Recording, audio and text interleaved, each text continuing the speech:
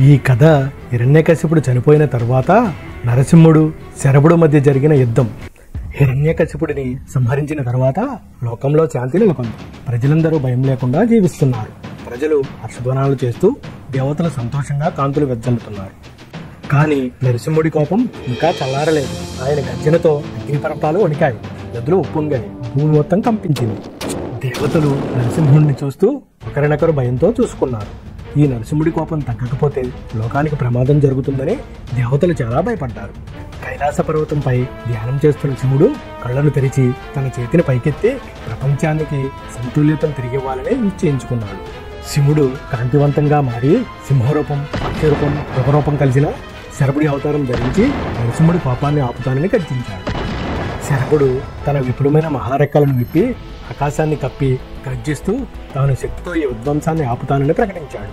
నరసింహుడు శరభుడిని చూసి సవాలు స్వీకరించాడు.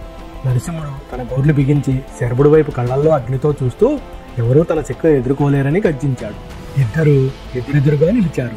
భూమి పగుళ్లతో వణికిపోతుండగా ఇద్దరు మహాశక్తులు ఒకరినొకరు ఎదుర్కొంటూ తమ శక్తిని నిరూపిస్తామంటూ ముందుకు వచ్చారు.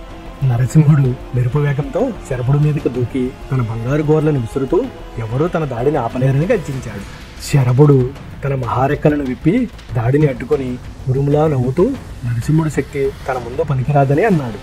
నరసింహుడు ఆకాశాన్ని కంపించేలా గర్జించగా శరభుడు కూడా ప్రతిధ్వనించేలా అరవడంతో ఆకాశమంతా వారి స్వరాలతో నిండిపోయింది. వారి యుద్ధం భూమిని కదిలించింది. వారి పోరాటం భూమిని చీల్చేసి పర్వతాలను పలగొట్టి నదులను ఉప్పొంగించి అడవులను వణికించింది. శరభుడు తన శక్తివంతమైన గోళ్లతో నరసింహుడిని పట్టుకుని ఇక నిన్ను అదుపులో పెట్టేశానని గర్జించాడు. నరసింహుడు ఎంత శక్తితో బలంగా ప్రయత్నిస్తూ గర్జిస్తూ తనను విడిపించుకోవాలని కేకలు వేసినా శరభుడి పట్టు మాత్రం విడవలేదు.